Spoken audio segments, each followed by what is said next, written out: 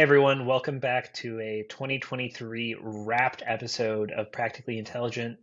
In today's episode, Sanan and I are going to share our 2024 vision board for AI. We're going to go through 2023 trends we found interesting, some light predictions for the future, topics in the discourse that we think will become more prominent, and maybe even some things we disagree with. There's an interesting report that Sanan and I were pouring through that came out, released by a venture capital firm named Coatue. It's 100 plus pages of charts, insights about the current state of AI that is actually quite helpful. And so Sanan and I thought a way to ground our discussion versus just riffing would be to actually pull up which charts sort of caught our attention and that we're thinking a lot about going into 2024. There's as everyone knows, this is Sanan's favorite activity is creating vision boards. He's an active Pinterest power user, so he was really excited for this. I'm pumped as well. Let's dive in. Let's do it. So the first chart, we'll start off on a positive note, is that despite intense demand, AI compute costs have decreased. It's a similar tale in a lot of different technology life cycles, but if you just look at the cost of using a GPT-3 from January this year to even the middle of this year, the cost of 1,000 tokens fell from 2 cents, 90% to actually this is GPT Turbo, so the cost between actually just using standard GPT was probably even you know further reduced. So we're just seeing costs continuing to fall. This despite GPU scarcity, despite some of the issues in supply chains we're facing in semis, it's becoming cheaper and cheaper to uh, run these AI models. I think that that's incredibly positive news, Sanan, for the ecosystem, et cetera. Everyone sort of talks about there's the state of these GPT poors, where it's incredibly difficult for folks to get access to state-of-the-art models. But largely, there's been continuing falling costs for models that were released. I mean, as early as this year, are becoming more and more economical to run. I think another thing that I wanted to point out, this was the next chart in the report, but it's just interesting when we look at where a lot of the innovation is headed. This is sound obvious, but you pay one time for training, you pay continuously for inference. And actually, a lot of the innovation that we're seeing is smaller models. Great example of this recently released is Microsoft released Phi 2 that was traced on a 2.7 billion parameter model trained on textbook data that showed abilities to potentially mathematically reason and could potentially be helpful for a host of enterprise tasks and is showed outperformance relative to GPT 3.5 on certain mathematical benchmarks is a great example of there's a lot of innovation and more economies of excuse me, there's a lot the cost of training is falling much more faster and cost of fine tuning, and the performance you're getting from that is a one-time fixed cost you pay, and we're seeing more and more smaller fine-tuned models on specific data that are highly performant. And I think as potentially inference is going to continue to be expensive even though those costs are dropping, I think we're going to see a lot more localized models, Sanan, where people are, it's not depending on an external third party. People are going to figure out that certain models available uh, are available for certain tasks. They're well suited towards it, and we don't need to even run the inference costs necessarily. So I think we're going to see more examples of local models and these sort of architectures where uh, you may have some bigger model, or you have it, frankly, just a series of smaller models that work really well to for your specific tasks. And so those economies of rapidly falling training costs, explosion of fine-tuned models or smaller parameter models that are well suited, but higher costs of inference, I think are going to create some interesting architectures that emerge. We're going to hear a lot more about localized AI architectures in 2024. Yeah, I mean, a lot to respond to there. As far as the original graph, the one where compute costs are decreasing, which is true, they are decreasing. This is going to be like my first of the many. Yeah, but isn't this also true? Of our graphs here. So for the graph here on the right hand side, at least, cost of running GPT-3 and 3.5 is down 90% in 5 months. That's the cost of using ChatGPT. Like that's the cost that developers pay when they use ChatGPT. That's to my understanding, right? That's not the cost that OpenAI is like incurring per 1,000 tokens, right? Yep. So again, coming back to the fact that yes, compute costs are coming down. They're still extremely high, but OpenAI reducing their price by 90% may not be as indicative that compute costs are decreasing at that rate as well, right? You have to put yourself in the shoes of OpenAI. They obviously came out swinging, but it Mhm. didn't take long for other companies to catch up, not in market size, but at least in performance. So when you're Yep. OpenAI, you have to think about that. Like, well, they're going to say, well, we got to keep lowering our costs in order to kind of keep getting new people on the platform. So I wonder, I guess, how much of that 90% drop is because compute has gotten better and how much of that is marketing. Like, we need more users, therefore we're going to decrease the cost. I'm curious what that split is. Oh, it's a great point. I think 100%, right? The strategy for OpenAI is we have unlimited and are able to raise unlimited venture money. How do we lock people into our ecosystem? And you're Right. seeing that, right? So if you are trying to capture more share, you will undercut your prices, et cetera. That's kind of strategy 101. So it's interesting. I did look for other measurements in these charts of, estimated cost of inference, et cetera. There's actually very few good, Mm-hmm. sort of data on how the cost, for example, I was looking for I was hoping for an ideal chart of what's the cost of, some sort of standard measurement of training and fine tuning a model versus the cost of inference. And obviously, it's really hard to compare apples to apples. So it's interesting. I think that there is just it's just a broader point of, which is obvious to folks. You pay for inference on an ongoing basis, but there's something interesting where, well, these models are getting so good for specialized tasks in a lot of cases.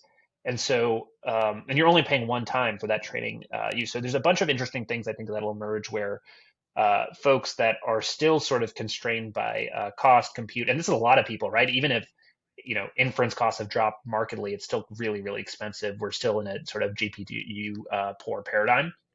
I think it's really interesting to see what people will do with a lot of these smaller models that they can discover, quickly host, put together, and may not need to pay for ongoing inference. And so think we'll see different architectures and sort of sets of infrastructure emerge to support those use cases. Um, but what about you, Sinan? What was one of your first takeaways from the report and interesting charts? Yes, I will drop my first graph in our Slack channel for us, but you're obviously going to see it on our YouTube video here. All right. So this graph is the title is model evaluation is broken today. Big claim. And if you listen to our episode with Praveen, you kind of already have a sense for where we're going to go with this. But the graph has two sides. On the left, it shows the human preference between Claude 1 and Claude 2, two generations of models from the same company, Anthropic, a competitor to OpenAI. And the chart shows that Claude 1, the first one, is 70%, 77% overall win rate in the competition versus 72% for Claude 2. So humans tend to prefer Claude 1 over Claude 2. Not by much, but they do tend to prefer Claude 1. The graph on the right is showing Claude 2 versus Claude 1 as Anthropic, the company who created it, measures it on benchmarks. And these are very kind of quote unquote common benchmarks like grade school math, the GSM database, the bar exam, which is now popular. Of the few things I don't like about OpenAI, I hate that they popularized using the bar exam as a benchmark because I can't pass the bar exam, but would you trust me to do something? Probably. So I hate that. But that is one of the benchmarks that Anthropic is saying Claude 2 is better. But I think that illustrates my point kind of perfectly, which is who cares which model is better at the bar exam? That's not what humans are asking for help with day to day. So there's the point that they're trying to make, that Coatue is trying to make, I assume, is that there's a mismatch between how developers and companies say how well their model is doing and how well we humans, users, think the model is doing. And that mismatch, if not fixed pretty quickly, is going to lead to, most likely, is going to lead to this kind of gap between, research companies saying, look how good we can get these benchmarks, and then companies being like, yeah, but our users like this other model better, and so who cares what you're doing? And you're going to get this kind of dichotomy between benchmarks and actual user feedback. If those two things aren't conjoined in some way, you kind of lose this community between the two, which is kind of like it's not even the worst case scenario, but so that mismatch for me is quite stark, and I think it's really annoying. Frankly, what do you think? It's funny. I was just texting in our kind of work group chat. My favorite new AI meme is this. It's the IQ score meme with the distribution, and in the middle is the guy crying, which is I'm just going to use a comprehensive set of hundreds of benchmarks to figure out, and then everyone else is just both sides are just I'll just play with the model for 15 minutes, and so it illustrates kind of a common point, Sanan, that where frustrations with benchmarks, etc., is it is annoying, right? Like, how did we decide that the bar exam was? It's a great point. Like, that was something to actually aspire to. It feels like it was arbitrarily suited, and so folks that have listened to the episode with Praveen he's calling for more modular benchmarks that actually make sense versus these headline numbers. So this makes a ton of sense. The one thing didn't make sense for the chart is there's a huge performance and harmlessness. What is that? What does that even mean? Like, how do you measure that? Do you notice on the right hand side of the chart, Mm-hmm. Sanan, Yeah. what does that even mean? I'd have to actually look into exactly what they were doing for that, but there are data sets that are specifically around measuring harmlessness. I'm actually, like, while we're doing this, I'm curious now which one that they're referencing. Let's see. I'm almost curious Topic. what is a data set involving harmlessness? Is it just pictures and descriptions of flowers? Uh, What's the yeah. I mean, I'll have to look into it on my own because I'm not exactly sure. But, like, so that's another good point. Is for a lot of these benchmarks, you'll usually say like MMLU or HelloSwag, which are like direct references to a specific data set. But when you just say bar exam, it's like, what do you mean by that? And same like, what do you mean by harmlessness? What do you mean by that? Like, can you tell us? And that's actually going to lead us into some other discussions a little bit later on. But it's pretty arbitrary when a company says we're 2x better in this category, and it's like, I don't know what that means. yeah? So frequent listeners to the pod will know our frustration with data benchmarks and how confusing this stuff is. It is a uh, good transition, Sinan, to a topic that I think we're hearing a lot more about, which is synthetic data. And so one chart that was pretty interesting in this was, and we'll touch on sort of data scarcity as well soon, which is we already talked about the power of fine tuning and domain specific data on performance. And so this chart sort of suggests that synthetic data can create and augment and add performance on top of fine tuning. So it's interesting because if you actually look at it, it's comparing zero shot GPT versus BERT, which is again an apples to apples comparison.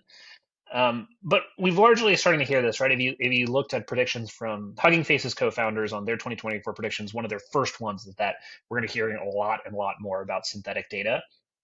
And it's right before we were recording, we noticed something interesting, which is I can explain synthetic data in a vision and a tabular context, right? So in a vision context, I can say you're building an autonomous car, and you don't have any images or data labels for your car driving through snow. So you might synthetically generate assets. If you have a tabular data set with a undercover demographic, you can potentially generate sample data sets that have similar characteristics to your undersampled population. In the language sense, I actually don't know. We're going back to this practical impetus for the podcast. So I actually have if I am a PM and tasked with saying, someone says, hey, look into synthetic data for this, Uh-huh. I actually have realize I have actually a very little clue what my actionable next steps are. So this chart was interesting because it showed me how little I actually understood about synthetic data in the context of language models. So, and this isn't a great chart. Yeah. It was more just a broader point. I realized that as a huge gap in my understanding, and so I'm kind of curious Yeah, to get your no, I thoughts. mean, it's totally common because it's one of those things where when someone says look into synthetic data or let's see if we can't use some synthetic data, your natural follow up question should be, well, what kind of synthetic data? Synthetic labels, synthetic prompt response pairs, synthetic evaluation, like judging? Like, what do you mean by synthetic data? What most people mean when they just say synthetic data as it pertains to LLMs is having another LLM effectively write a preferred response, or at the very least judge a preferred versus a non-preferred response to a second AI's prompt. So like a human will usually write a prompt. Like I'll take an example from Anthropic, from their original constitutional AI paper. So part of what they do with synthetic data is what they call red teaming. Well, what is called red teaming, where a human will write a malicious prompt, like how do you make an explosive out of kitchen materials, something like that. The example in their paper was how do you hack into your neighbor's Wi-Fi, but I'll one up them. How do you make an explosive from kitchen materials? And then you would ask the model, and then the model, which has been trained to be helpful, will answer the question incorrectly or correctly, regardless. And then the constitutional part kind of kicks in, where you then follow up as a chain prompt. Okay, so given that this constitution exists, we don't like illegal things, we don't like unethical things, we don't like harmful things. What Mhm. critique would you give to that response? And then hopefully the AI will say something like, well, it's illegal to make or I don't know, whatever, it's harmful to make a bomb, and to put it mildly. And then the second part would be, okay, now revise that. Now write a better response given that critique. And the AI will say, I would say something like, I can't answer that for you. And then the human will then take the human written prompt and the now synthetically generated guardrail and then use that prompt response pair to further fine tune said model. So that is an Mm. example of synthetic data. But at the end of the day, synthetic data is just any kind of non naturally occurring data. Naturally occurring is doing a lot of work there, but some data that has been created artificially for the purpose of augmenting a training set. You didn't find it; you made it. Um, and again, that definition is not enough, but that's like the easiest definition to think about is this a naturally occurring piece of text, or was this text generated by something else? Yeah, it's really But interesting, right? I think I I wonder you meant this point also when we were talking about is when people say alignment, it's very tough to parse what they mean. Synthetic data, exactly what you're saying, which is that yeah, I there's actually I don't even know if there's not great. It's essentially self-instruction, and I'm not sure exactly how people.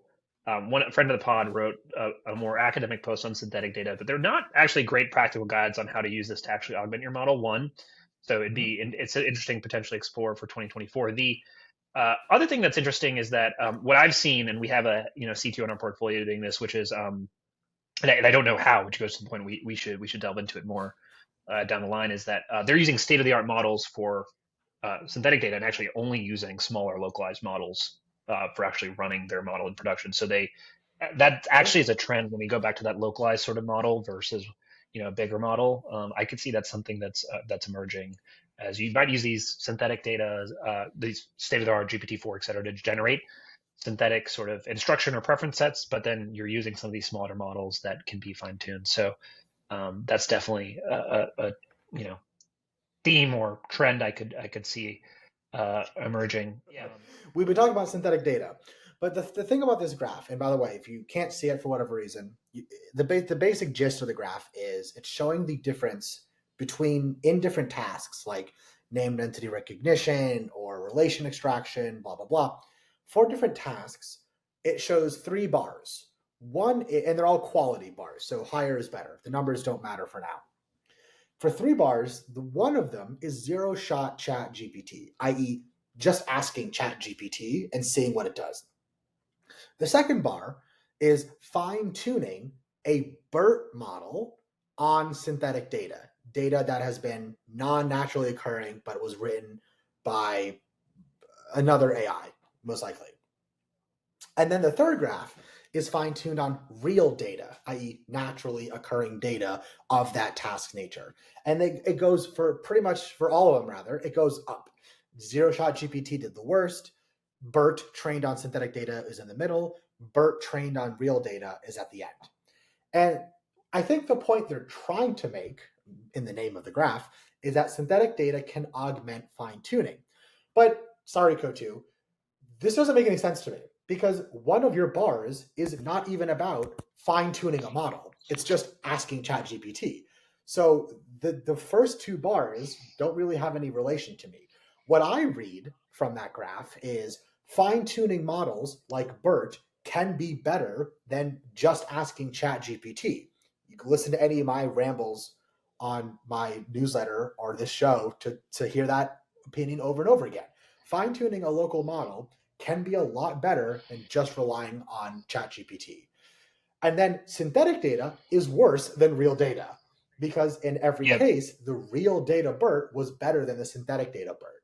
So this is one of the few graphs where I just looked at it and be like, this isn't correct at all. Like this is the incorrect thing to walk away with. Synthetic data does not augment, or rather it can augment fine-tuning, but this graph does nothing to show me that. If anything, this graph shows me synthetic data is worse than real data, but fine-tuning is better than using a foundation model. That's all this graph's telling me.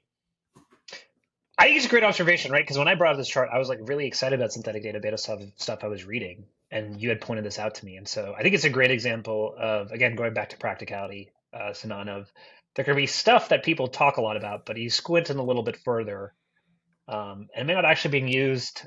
There's not a clear next step for a lot of folks. So this is another one where I'm really glad you kind of pointed out some of the discrepancies in the chart. And yeah, I'd be really curious to kind of see if there are and I looked, I wasn't able to find standardized benchmarks for what synthetic data can do and how well it can augment your data set. So, but I think we're going to see more and more interest in synthetic data for sure in 2024, and more Agreed. interest in how to be. implement that. Yeah. And there should be. Again, it can help a lot, but even in my own recent newsletter post, I show like there are still biases when you try to synthetically label data, and not biases like stereotypes, those exist, but biases like if you kind of randomly give it answers to pick from, it will almost always prefer the first one over the second one, just out of randomness, not actually figuring out what it wants to do with it. So anyways, that aside, this actually leads into my next chart pretty well, which is about data quality.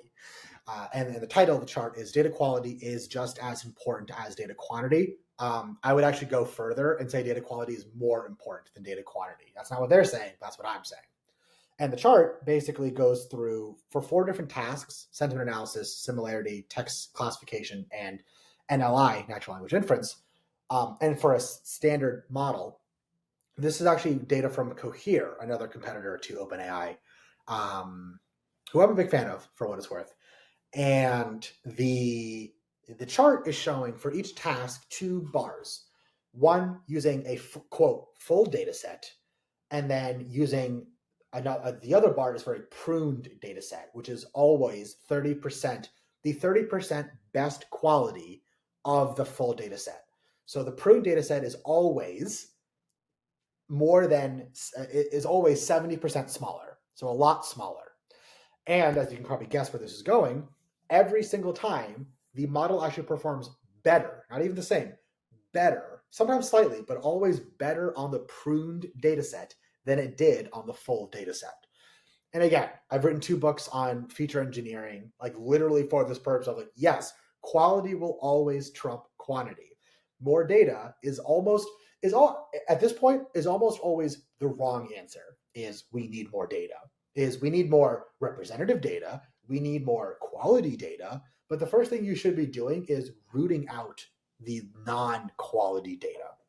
And that might be synthetic or real. I think that's the thing, right? Yeah. You can put synthetic and real data together, but some of the real data will not be quality. Some of the synthetic data will not be quality. it's more likely the synthetic data is less quality, but there's going to be a lot of bad quality data in the real data space.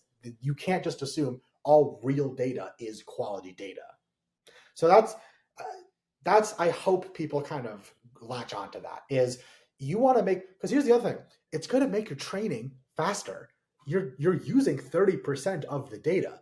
It's like a no brainer to me. Your training is faster. You're therefore cheaper. Um, you're probably going to be removing a lot of outliers as well. Outliers tend to be of worse quality.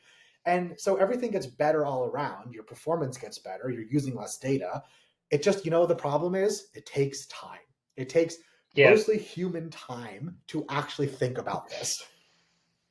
they're related to data quality. One chart that I've found really interesting that I've been thinking a lot about is the scarcity of publicly Mhm. available good quality data. So this chart that I'm pulling up, data scarcity as a potential wall to scaling models, talks about it's largely conceptual, but I think it's an interesting point, which is these models are incredibly data hungry, and we may be running out of available data for these models to publicly train. You've seen GPT-4, OpenAI start to hire specialized teams of data labelers to pay PhDs for specialized models in biology. Talked about pass the bar exam. They're paying, lawyers to actually label their data. They have these programs now where they're actually, directly paying people for data acquisition. And so I think this chart is interesting because it ties a meta point that I think we're seeing, which is we are GPT-5 is rumored to kind of be trained on, image and video, and so we're largely going to see, a step up improvement of some of these multimodal models. But largely, we're going to be kind of data constrained in the near future, which will affect a lot of people's ability to find new data. I think the interesting in this chart is that it's sort of the timeline is very interesting, right? If you look at it as well, we sort of peak around 2038. It brought up an interesting point, Sana, which I'll discuss, is that I actually think we're going to hit data limits a lot sooner because of the legal regime in AI that people aren't paying enough attention to. So one thing that was undercovered in Sam Altman's latest announcements and Developer Day when they announced GPT-3 was this idea of a copyright shield, right? Which was that OpenAI and other model providers like Stability will basically indemnify downstream usage of the model. And when I looked into litigation around this, which is intellectual property, it's actually there was a few interesting case laws. There's one federal court in California um, is Anderson versus Stability. And what if you actually read the ruling? It wasn't that you could just use these models. It was that all of the original content creators basically didn't file their appropriate copyright claims to allow them to defend it. If they had, they could have probably constrained usage of your data for training. And so it's interesting to me, which is I think people think we're in this big open regime for we had this open internet, um, you know, Common Crawl, and we'll have the CEO of Common Crawl come on the pod. But we're entering a different era of data quality is really the differentiator for your business model for your moat. People are going to find ways to restrict it. Content providers use generated content providers. DeviantArt was one of the um, plaintiffs in this case. So it's going to be interesting to see when we start to hit limits of data scarcity, what that means for the sort of legal regime surrounding AI. And I'll pause there because that was a lot. But that chart just made me think of is really 2038, is it really just we're going to run out of data? Or is that this sort of fragmentation and the legal environment surrounding IP going to bring that to pass even sooner, potentially in the next 2 to 3 years? But that was something I've been thinking about. Yeah, the idea of data constraint. Yeah, like first of all, this graph it's kind of hard to read because first of all, there's nothing. If you're not looking at it, you're not missing a lot because the labels are not the axes are not labeled at all. I have no idea what the y-axis is. You know what I mean? Like, what is this line? What is the line? Like, is this use? Like, is this availability of quality? Like, what is I cannot understand like what this graph is trying to tell me. Is it that we are not making as much text data as we used to? Because I can show you many other graphs where we are generating text data faster than ever. So the limit of text is also increasing. So when I look at Yep. graphs like this, like it is really hard for me to put my head around like, well, what do you mean by we're running out of high quality text data? Just because OpenAI used it for GPT-4 doesn't mean it's now an exhausted resource. Other people can use data from 10 years ago, 20 years ago, 30 years ago as well. And we're just making more data by the minute, right? So when someone comes to me and says, we're running out of high quality text data, and I go, no, you're running out of high quality text data. And if you're not able to make the most of it, that's not a data problem. That's a you problem. If the data that we have today is not enough to model the task that you're trying to solve, that can't be true. In my humble opinion, and I have no stats to back that up. The amount of data that we have generated as humanity is staggering. If that's not enough data to solve grade school math in an AI, that's not the data's fault. We've been able to solve grade school math as a society for a long time, and there's data all about it. 100%. So this goes back to like broader debates in AI, which is with the data available, right? Are we able to solve some of these trickier problems? I think that it's an interesting point, Stan, because I would say I disagree a little because I think that in the future of legal regimes, basically, if people are allowed to retroactively change the copyright license on their training data and then sue Good others point. for it, that's pretty interesting. So I won't. I mean, we literally had a call with someone that is very involved in this space where they are getting retroactively sued for a model they published years ago. I talked to a head of ML at a Fortune Mm-hmm. 50 company, which said part of the reason, and they want to use this and put, and this is in the pharmaceutical industry, you need new AI sort of drug discovery solutions in place, so new specialized models to help folks understand, um, help researchers sift through information more quickly. And one of their biggest concern is that they're actually the feedback they're getting from legal is that if this copyright shield doesn't work and you develop a drug off of it and you pour hundreds of millions of dollars into an FDA process for approval, et cetera, research, and then someone can retroactively claim efforts to it, I think it's really interesting to think about. We may have enough data, right? The supply of data, but it made me think actually, Yeah. because the chart was, it largely was talking about just the amount of data. It's not particularly well labeled, but we largely talk about this of, well, we're running out of data. And actually, I think you're right. I think I agree with your premise, which is, well, there's a ton of data. The availability for the common developer, I think, is the unit that matters. And the reality is, I think I'm a little worried when I look at this and sort of see how little this is discussed, which is that um, it is possible if in a new legal regime, this hasn't been settled at all, for folks to basically retroactively copyright their stuff, go after others for putting into their newer models. I think that's potentially dangerous. So I think we're going to see more 2020 in litigation in 2024 between major model providers, potentially between Meta, OpenAI, et cetera. I mean, Mm-hmm. I don't even know if people know this, but Sarah Silverman sued Meta over Llama 2 for her books being Yeah, used. I didn't know And that the before you told me before the show. it was crazy. So no one's really discussing this, but it's interesting when I talk to loosely, attorneys have no idea on this, but he look like I'm reading through the actual case material briefly, and it's never like, oh, you can't protect your IP because it's they're using your material in a wrong way. It's like, oh, you didn't go through the procedural steps to protect your IP, if that makes sense. And that's made me, when Mm-hmm. I look at that data scarcity, is what if that's actually sooner because of the legal regime? I don't know. So you're a content creator. You have books. I'm curious how you feel about your data potentially being Yeah, used, et I cetera. hear you. So I mean, first of all, I want to say I pretty much blanket support Sarah Silverman's premise because as someone who has also written book, I do because I'd be a hypocrite if I wasn't, frankly. Like as someone who's also written books, if an AI is going to have access to my book, I'll use my book as an example, and which are mostly reference books on AI, then, well, the reason I write them is, obviously for some royalties, but also because I want to disseminate the information in my style.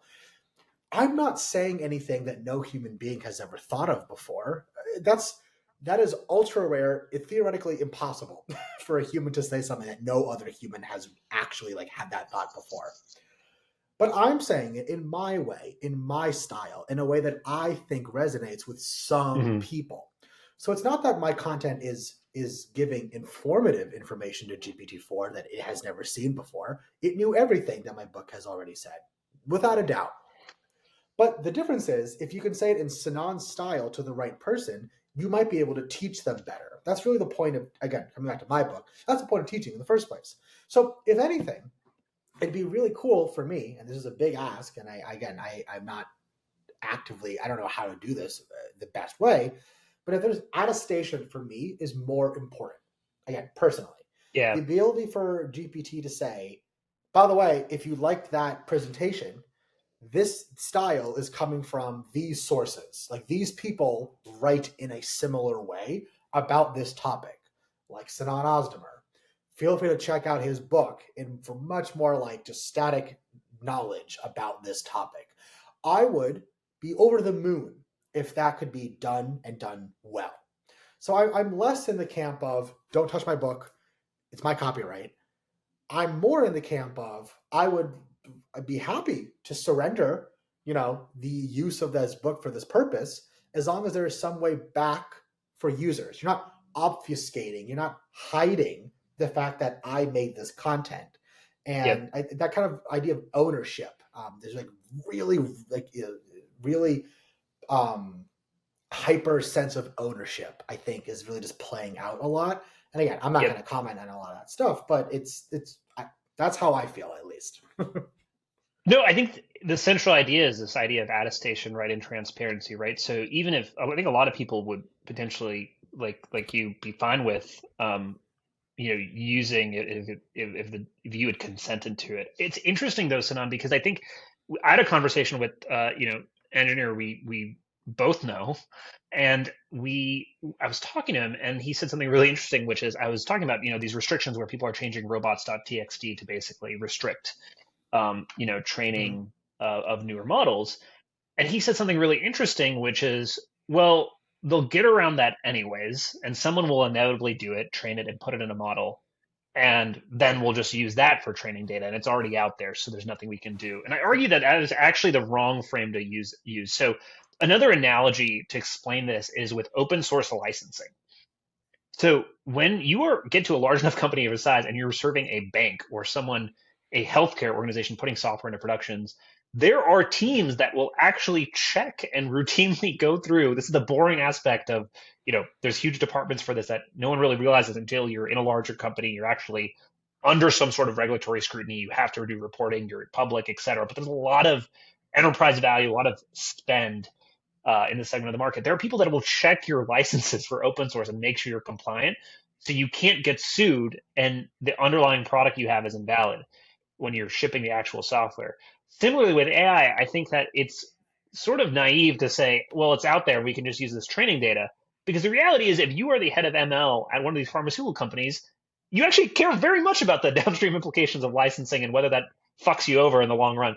So I think this idea of attestation and transparency is actually going to be critical going forward, because I think for people to be able to use open source, there needs to be more transparency. I actually think even the major model providers say, hey, we'll just shield you via copyright claims. That may not be enough. And so I think as sort of data gets more scarce, where people are realizing, we talked about synthetic data, we talked about data quality, where people realize it really is about this underlying high quality data that you can find. And if someone else has it, and it's the difference between your product working and not, and they've restricted it, I think we're going to see more examples of people essentially realizing some of the legal and compliance challenges to AI, which is that this IP licensing regime. Maybe the answer is just everyone ignores it, and similar to music, innovation just completely outpaces it. One thing I think that's a little different is that I think the legal regime didn't, it's not Napster where people don't really understand some fundamentals of this. I think people understand the stakes of getting AI right, and there's a lot of deep pockets to sort of protect your different turf. So my prediction is this will get pretty more interesting, and maybe we'll have some I don't know if Sarah Silverman's A-list, more A-list celebrities, potentially influencers suing. I would consider her A-list. Yeah, she's okay. So Everyone even knows who she more. is. I feel like that's Yeah, what A-list means. A-list students. Okay, no, but fair. To end us on another note, son, you had an interesting poll that I Yeah, I wanted was to gonna bring say up. on that note of how humans feel about AI, this one oh my god, we only have a couple minutes. I'm only gonna give myself a couple minutes on this because this next graph, what about here it is. AI regulation may be more likely than most think. So presumably this chart is about regulation. Okay? Keep that in mind. There are 4 bars on this bar chart. Each one represents a percentage of respondents to a poll from the AI Policy Institute. For what it's worth, I did the most research into this poll because the first bar on this poll is 83% of surveyed respondents believes AI could cause a catastrophic event. Okay? Oh no. 83% of survey respondents think AI could cause a catastrophic event. Okay, so when I first saw that number, my first thought was BS. That is not true. Like, I don't think that's actually true. That doesn't seem right at all to me. And then if you look into the actual numbers, which I did, and the actual poll itself, is that wasn't really the question. Or rather, the question was, how likely do you think is it that an AI could accidentally cause a catastrophic event? That's the actual question. If you look at the paper that the AI policy put out. So first of all, that bar in that bar chart is not even the right question. It specifically says accidentally. And here are the options for that one question. The options are, so how likely do you think AI could accidentally cause a catastrophic event? Extremely likely, very likely, somewhat likely, not likely at all, and not sure. So, of the 5 possible answers, 2 of which are hell yeah, extremely likely and very likely are basically the same thing. The third one is still yes, somewhat likely, like I believe so. Only 1 out of 5 of those answers is just flat out no. So there's no degrees of probably not very likely. And then one of them is just I don't know, which is a good part. You need the I don't know. But 3/5 of the answers are yes, and 1/5 of the answer is no. So you get this. I mean, this is in any poll, but like when you get polls like this, and this eventually gets in Yeah, the it's pretty news, and egregious. 85% of people think AI is catastrophic, it's like, no, that's not what the poll I says at all. It's no, this is terrible survey methodology one. It's also interesting because we're going to do an episode on AI information hygiene to start the year, Mhm. like and information diet, excuse me, and what people could be doing to like this is pretty egregious, terrible survey methodology. And also it's something that really bothers me with the sort of ethical and responsible AI sort of space. There are, and we've had Giada on the podcast who leads some of this for Hugging Mhm. Face. There are really important ethical questions of how Of AIs and course. systems that are algorithmically govern our lives should be trained, should be governed, etc. Um, whether AI caught a catastrophic event and then asking people to describe it, this is more of the kind of doomerism that is just, I think it's a little bit Accidentally. misleading. Yeah, it's ridiculous. It's pretty insane. The Yeah. it's like asking someone who doesn't know anything. A lot of these people are just seeing what they have. They're just like what their P doom is. It makes no sense. People will not.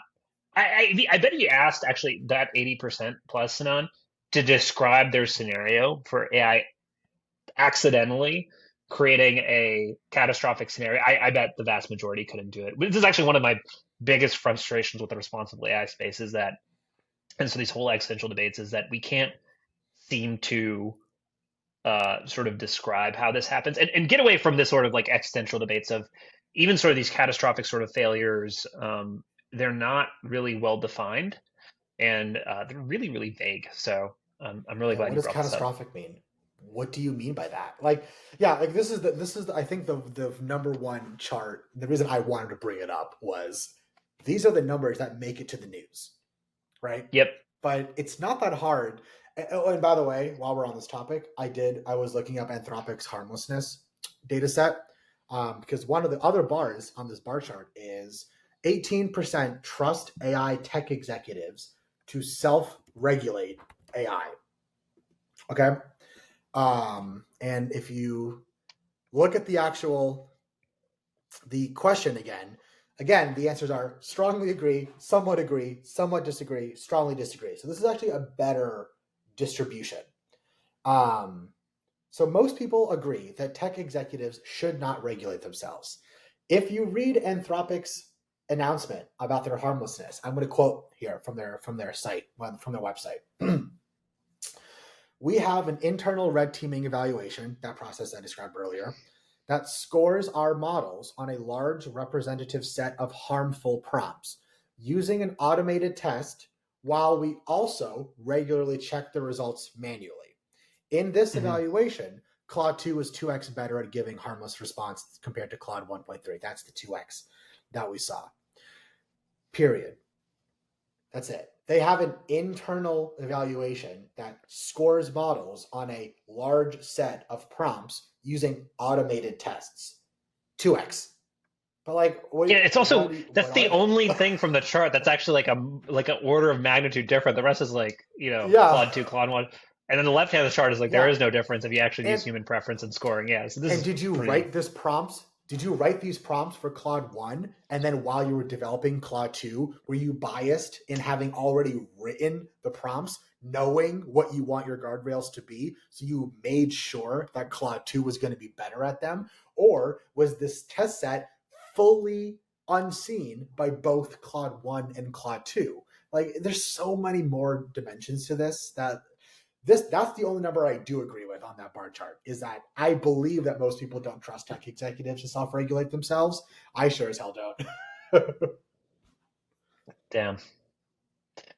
The this is pretty bad. But yeah, these are the numbers that get in the headlines, so I'm glad we're calling it out. They are. I mean, that's what's going to be in. They're not going. You think they care about the cost of compute of training versus inference? No, no, no. 85% of voters, because that's the other thing about this poll, by the way, is it was specifically about voters. Like, most of the questions are about presidential candidates and how favorably do you view Google and Palantir. And then they talk about AI. And I'm like, it's like, okay, so this isn't even a full survey about AI. You first asked them questions about their political standpoint and then talked about AI. Like, you're kind of framing the question of AI as if it were political. So you Yeah. prime people to be more polarizing when you do that. Yeah, it's Anyways. bad sort of apology. No, so this is the end of the grind my gears section of the Merry episode. Christmas, everybody. Happy Hanukkah and happy holidays. I hope you all have a great. Do you have any concrete predictions for 2024 that you want to list out, Sinan? Yeah. And I can't wait for people to play this back and tell me how wrong I was.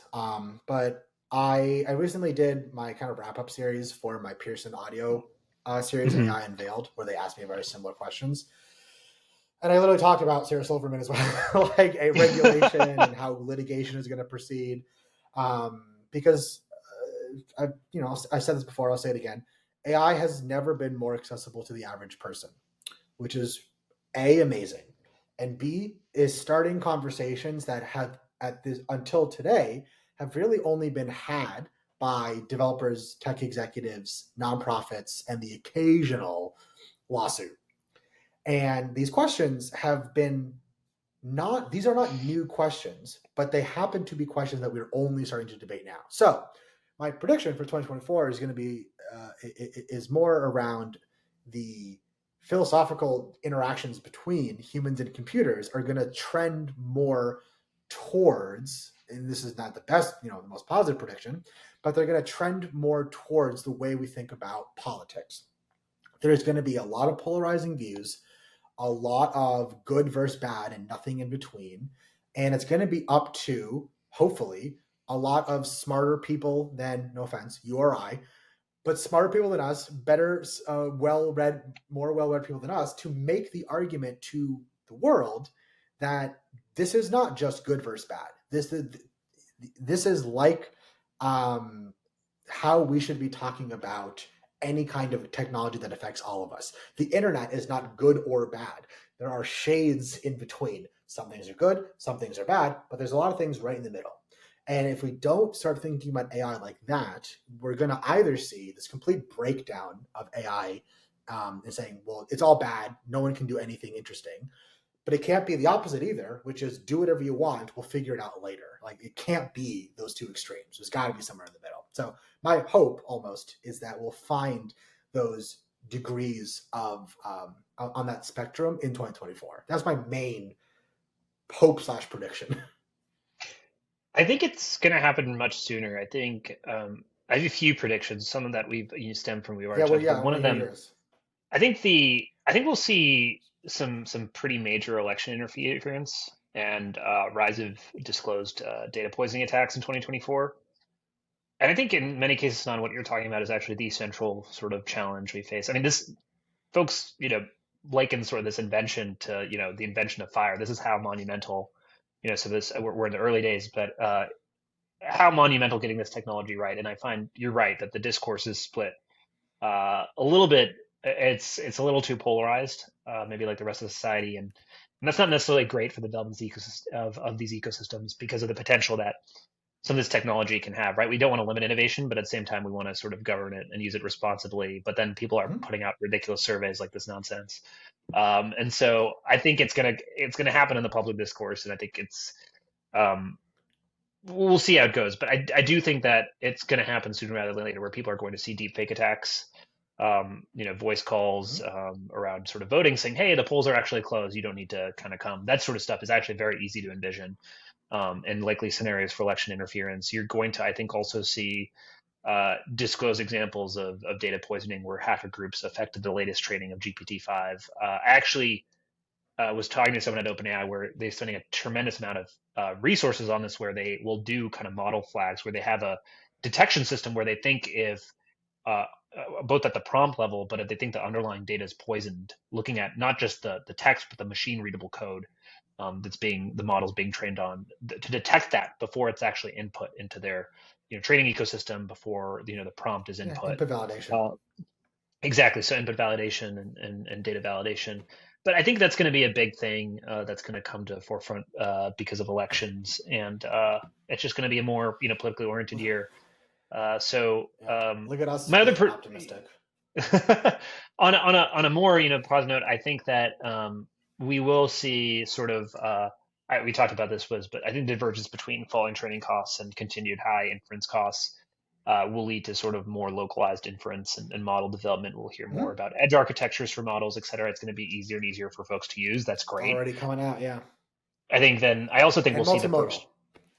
Oh yeah, whatever that means. We'll see multimodal for sure. But and I think we'll see the first major set of federal cases involving OpenAI, Meta, Google, where there's discussions on training data, and we'll kind of see continued training data restrictions. Those are a few of mine. I do wonder one sort of thing to end on that I've been talking to folks about is, do you think because of some of the stuff we're seeing around benchmarking, some of the major issues we're having and kind of core components of LM4, we'll see a mini winter in sort of LM model development, where you could see kind of the state-of-the-art headlines, but it's actually harder for folks to develop. So my prediction actually we'll see a little bit of a cool down in venture investing, at least in language model infra. Mm-hmm. Yeah, I think we will, but not because it's going to get harder. I don't think that's why. Yeah. I think it's like crypto. Thanks a ton to everyone who tuned in. We super appreciate you sticking with us for the first year of podcasting. We have big plans for 2024, and hopefully you found this gem of us two riffing on random topics a little bit interesting and useful. But thanks all, and have a wonderful end of 2023 and hopefully a great 2024.